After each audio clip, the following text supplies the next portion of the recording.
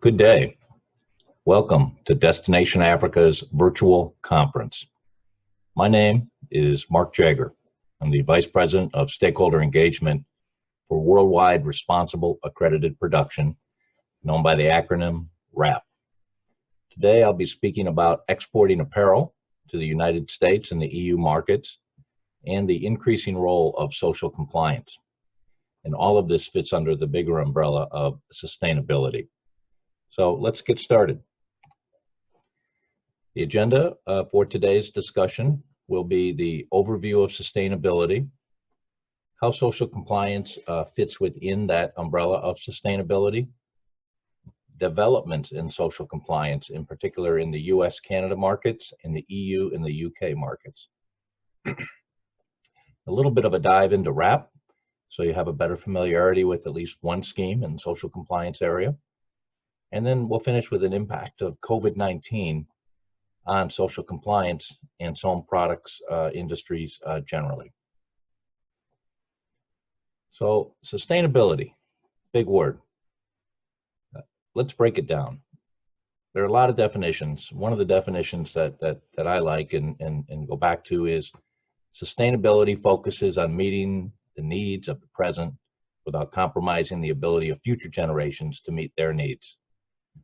This sentence says a lot, and I think it captures the essence of sustainability and sustainability as it applies to the sewn products industries today. Many companies, not just in our industries, have already established formal environmental, social, and governance objectives. There's an acronym for this, ESG, and companies, particularly public companies, are more and more reporting out their objectives in environmental, social, and governance. They're sharing that on their websites. They're sharing it with their consumers. They're asking to be rated by organizations on how well they do in this space. And it's not because they're not profit-oriented. Certainly they are, but it's because they realize profit is a bigger picture today, and sustainability needs to be addressed. So these three areas can be broken down more simply into people, planet, and profits. And I've put people first because that's the industry I work in, social compliance. And in this section of sustainability, the primary focus for people is ensuring workplaces are safe, ensuring that workers are respected within their workplace and they're treated and paid fairly and appropriately, and ensuring that the core human rights recognized globally are protected within the workplace. And we'll use this term a few times today, core human rights. And the definition is typically a focus on prohibitions of child labor, prohibitions on forced labor, and freedoms to assemble and bargain collectively. And in addition, there's freedom from discrimination and harassment in the workplace. The second component of this environmental, social, and governance acronym is environmental or planet. The general focus in this area is, particularly in the sewn products industries, water consumption. Apparel requires a lot of water, particularly in the tier 2 and 3 operations in dye mills, but also all the way back to the farm field for growing of cotton. So is that water consumption being done as efficiently as possible? Is wastewater being treated and recycled and reused? Or is it being discharged? And if it is being discharged, is the effluent treated appropriately? More and more, there's also an approach and a focus on the carbon footprint. What does the overall supply chain for your industry and your products or your brand require to deliver the product from the field to the shelf? And can that carbon footprint be reduced or minimized? And then another area in the environmental section is waste management. How much waste are you putting out? Are you being smart with the waste? Is it being landfilled? Is it being recycled? And then looking at your products, your brands, the goods that you're making for your customers. Have they implemented a circular supply chain? What happens to the goods at the end of their life? Are they landfilled or are they repurposed or recycled? And then a final but important area is governance. And governance relates to profits and profitability. A company can't pursue sustainability goals without generating a profit, but it's circular. All three are important. So in this category, typically there's a focus on compliance and risk assessment systems that are critical. There's a focus on transparency, on appropriate accounting standards, and companies cannot neglect the governance section. It's also a critical component. So overall, sustainability looks across the whole supply chain. An interesting challenge in the Sewn products industries is, even if you're doing a tremendous job with your water and your carbon and your waste, how extended is your supply chain? Where's that fabric coming from? How long is it on the water to get to your mill?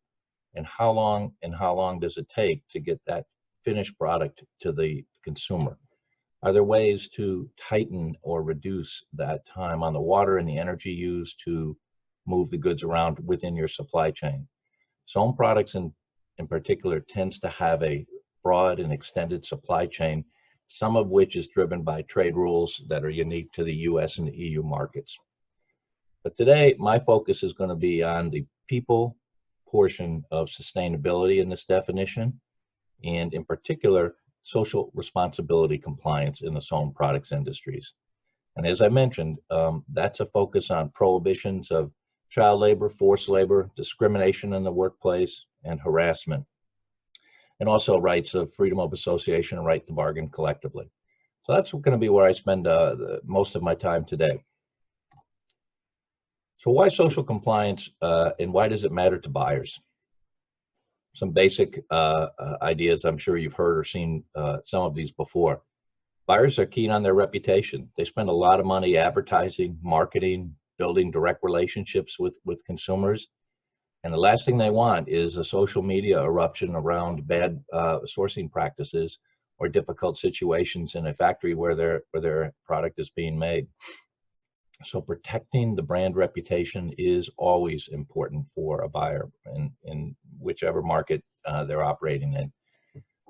But also, secondly, protecting the health and safety of employees. You can't have goods produced efficiently if you have employees that are sick or at risk of injury in the workplace. In addition, your suppliers want to be an employer of choice. They want employees to want to come to work for them. And one of the ways they do that is to present a safe, clean operating environment for employees. The third reason is to make sure that facilities not only meet local legal requirements in terms of codes and construction requirements, but that the buildings themselves are safe. And unfortunately, in the Sewn products industries, we've had several terrible examples of buildings that weren't safe. The good news here, though, is that the industry collectively has taken steps to address and put systems in place to ensure that workplaces are safer today than they ever have been.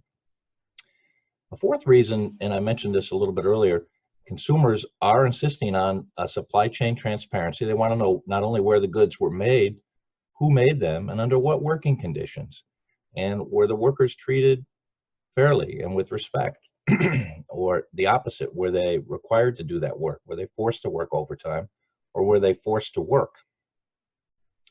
And a fifth reason is buyers and brands more and more have to be aware that even though they're not located in a given country, if they're sourcing from that country and they're not following the local laws, there's implications upstream to the buyers. So these are some of the key reasons why social compliance has mattered in this industry and matters more today than ever. Let's talk about some of the trends and why social compliance is becoming more significant to US and EU buyers. First of all, governments in major consumer markets are increasing their supply chain oversight. As I mentioned, there is this focus on core human rights. And no longer is it sufficient to have a code of conduct as a buyer and to give that code of conduct to your supplier. But you need to take steps, that is diligence, due diligence in your supply chain to ensure that the treatment you're asking for in your code of conduct is in fact delivered on the other end at the supplier's factory. And the way governments are pressing further and harder into this area is through legislation, regulation, and policy decisions.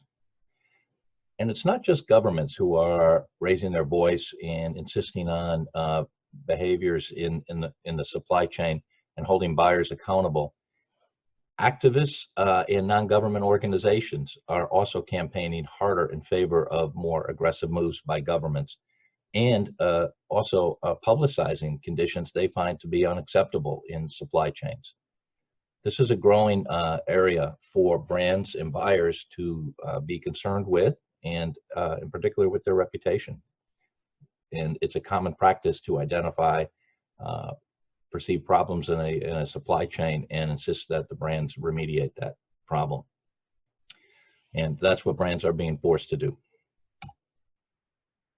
Let's take a little deeper dive into social compliance trends in the US and the North American marketplace. One of the big issues in this marketplace around social compliance has become forced labor.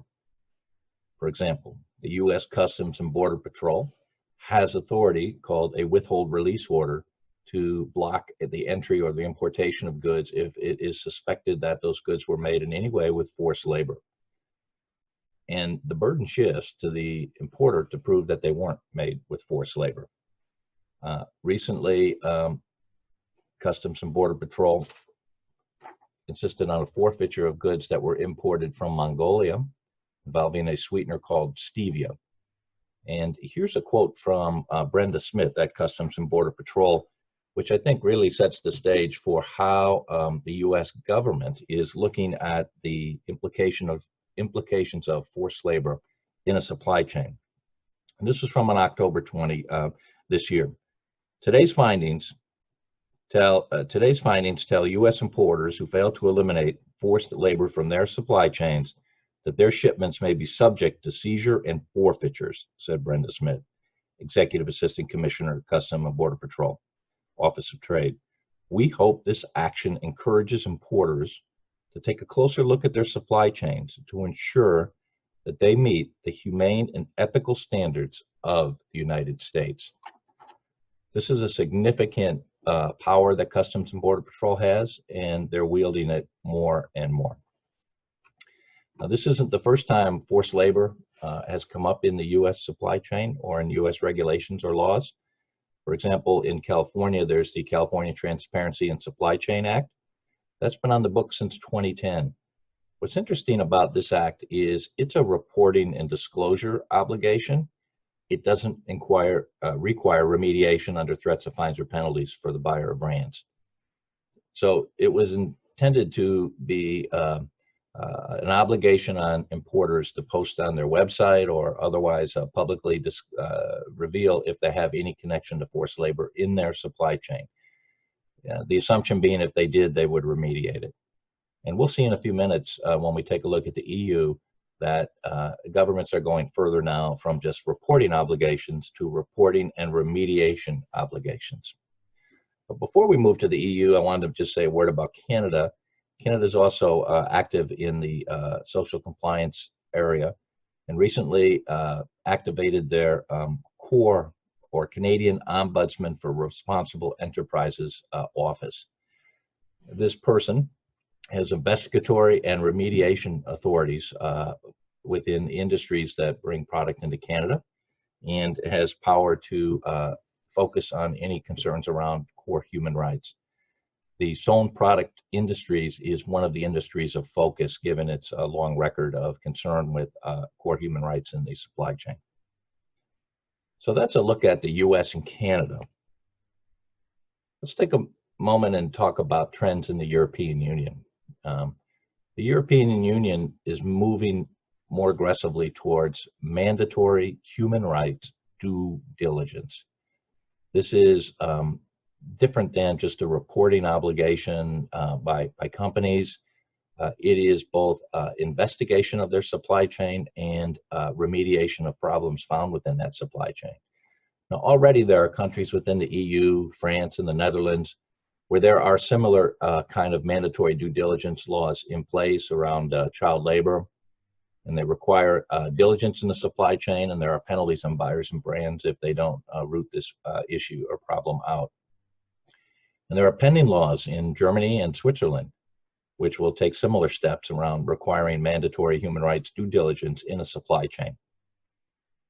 But probably the bigger headline is the European Union is expected to put forth legislation in the early part of 2021 that will do several things. It will recognize core international labor rights within the EU, and then it will also require the use of recognized schemes to demonstrate or to establish that due diligence was done by EU-based companies that are sourcing outside of the EU. And if buyers and brands do not demonstrate that due diligence and do not remediate problems that are brought forward through that due diligence, they will face fines and penalties, and potentially criminal penalties. The law hasn't been released yet, but it's coming. And this is definitely the trend, both in Europe and I think increasingly in the United States. So in addition to legislation in the EU has recently taken steps under its zero tariff scheme for apparel products called Everything But Arms, and it has sanctioned Cambodia. And it's done this for reasons that aren't related to core human right concerns in the Cambodian apparel production business. Instead, it's taken a view that Cambodia and its government have not recognized human rights generally across the country. And as a result, Cambodia has lost its duty-free advantage to ship apparel products into the European Union. And this is a significant move, and it's extending the leverage that a major marketplace like the EU has over producing countries and suppliers to insist that they not only meet human rights in supply chains, but they extend that expectation outside of the supply chain and into the way the country is run as a whole. As I mentioned earlier, one major trend in both the EU and the North American markets around social compliance is a renewed interest on forced labor, and in particular, a concern about forced labor in the China Xinjiang Uyghur Autonomous Region with an acronym XUAR. The U.S. Treasury Department, through its Office of Foreign Assets Control, issued restrictions on doing business with a state-owned entity called the Xinjiang Production and Construction Corp, or XPCC. And this is an instruction or a requirement that U.S. companies not do business with XPCC or other named entities, and that business must be stopped by the end of this month, November 30th. And this results in brands having to due diligence, which they probably haven't done already, to get into tier 2 and 3 suppliers within China to identify that they either do or do not have a connection to any of these named entities. If they do, they no longer can import those goods in the United States. And if they're not sure, then that presents a risk that they'll have to prove it or their goods could be stalled. So this has put a concern or a cloud over importations from China, but the direction here of the U.S. Taking actions to identify and root out forced labor in supply chains and in China in particular, and in the XUAR in particular, is growing, not diminishing. In fact, just last month, the U.S. Congress passed 2 bills overwhelmingly addressing this forced labor concern, and these Uyghur bills will essentially have the effect of saying any connection to the XUAR region for your suppliers in China may result in those goods not being able to enter into the United States. So really effectively a blanket WRO, and it puts the burden back on the importer to prove that they don't have that connection.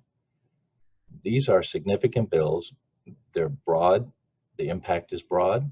And already associations are working to provide some clarity on how and when the bills would be enforced if they are passed into law. And it's very likely that these bills will get passed, if not in this Congress, then in the new administration under President-elect Biden. And it's not just in the U.S. where forced labor is an important issue. It's also present in the U.K. And just last week, I believe 2 weeks ago, the UK held hearings where major apparel brands and footwear brands were asked to explain their sourcing practices in the XUAR area and what they're doing to identify and root out forced labor in China in the XUAR region.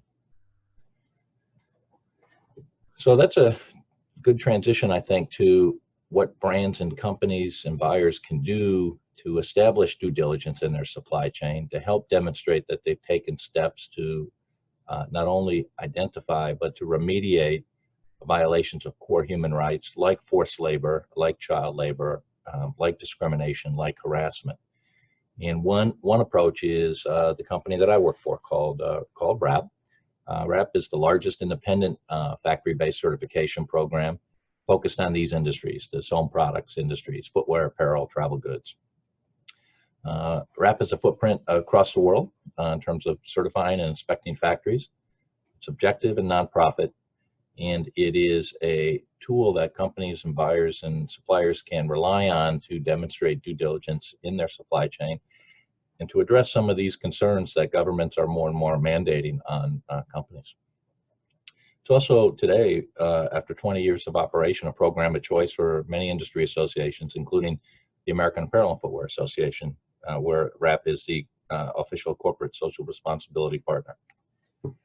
WRAP is a certification scheme, and it has 12 principles. And several of these principles I've already talked about, and these are the core human rights issues: no forced labor, no child labor, prohibition of harassment, but also a deeper dive into making sure employees are paid what they're supposed to be paid and they receive the benefits they're supposed to receive, that their hours of work conform with local laws and international standards. I mentioned as another core human right, prohibition of discrimination within a workplace. Health and safety is a fundamental. That's an expectation for buyers and brands. But I did want to take a moment on Principle 10 on the environment. So when you do a WRAP certification through an accredited monitoring firm, in addition to the core human rights issues, you'll also have a review around fundamental areas of environmental footprint and impact. And Principle 10 states that facilities will observe environmentally conscious practices in all locations where they operate. While WRAP is a social compliance scheme, and that is our focus, we are very much aware of the importance of the environmental component of sustainability overall. And then the last two principles have become increasingly important for a couple of reasons, and that's around customs compliance and security. And one reason is sustainability within the compliance industry. And a lot of brands and buyers are seeing that WRAP's focus on principles 11 and 12 allow them to demonstrate due diligence for the U.S. Customs and Border Patrol CTPAT program. And instead of doing 2 inspections and 2 audits at a facility, why not do 1 for social compliance and also CTPAT? And we're seeing that move forward more and more with buyers and brands in the U.S. At a high level, to become WRAP certified, you need a top-down approach. You need management buy-in. You need to both adopt, deploy, and monitor WRAP's 12 principles within your workplace. And you have to have documentation that supports and evidences that. And that's what the auditor will do when they come on site and spend time with you. And it will also require that you continuously work with your management and your employees to some level to inform them about what this program is and how it works and why you're doing it. Quick shot of WRAP's footprint. WRAP is certifying factories in the major apparel production locations around the world. You can see China is #1, Vietnam and Bangladesh. That shouldn't be a surprise. But Egypt is 9. And other African countries are rising given the shifts in apparel production that we're observing. In 2019, WRAP had 2,700 certified factories around the world, and almost 3 million, 2.7 million workers were working in a WRAP certified factory. So let's talk for a moment about how social compliance has worked under COVID-19 these last 10 months. WRAP and other schemes are operating virtually, just like many of you are operating virtually, just like this conference is being done virtually. And we're all learning things and doing things we haven't been able or been asked or thought about doing before. And you know what? Some of these things are working. WRAP field offices, though, are able to return, in some cases, to normal audit practices, depending on the COVID load in a given region. And for those where we can't operate physically yet, we move to virtual audits. And the key there is if we have a supplier with an expiring certificate, we've implemented an alternative desktop assessment tool that monitors can use to extend that certification at no additional, you won't get a new certification, but it'll be extended for a period of time until physical audits can resume. And in some cases, we've had to turn down new factories or suppliers where we haven't been in before, and a virtual wouldn't be sufficient. So these are some of the impacts on WRAP and on other schemes like WRAP because of COVID. And I'd like to just take a moment and talk as we come to a close here on social compliance trends generally and COVID. And as I was alluding earlier, the COVID situation has forced brands and buyers and suppliers to think and do things a little differently. And one thing that we've definitely seen in terms of a trend is that brand and buyers are reconsidering their internal codes of conduct and their internal proprietary approach to social compliance. And we're seeing more and more that brands and buyers are realizing we don't have to maintain this unique program that we put in place in the last 10 or 15 years. Instead, we can look to third parties that are doing this, that are expert in this space, and we can work more efficiently with them and accept a certification already in place with that supplier and not ask for a separate audit to our own code of conduct.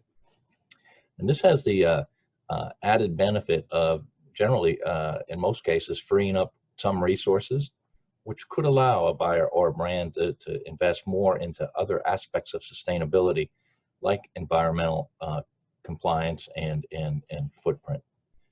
So we think this is a trend that's been picking up steam in the last 10 months. Also, schemes like WRAP, monitoring approaches, are beginning to work more cooperatively with each other.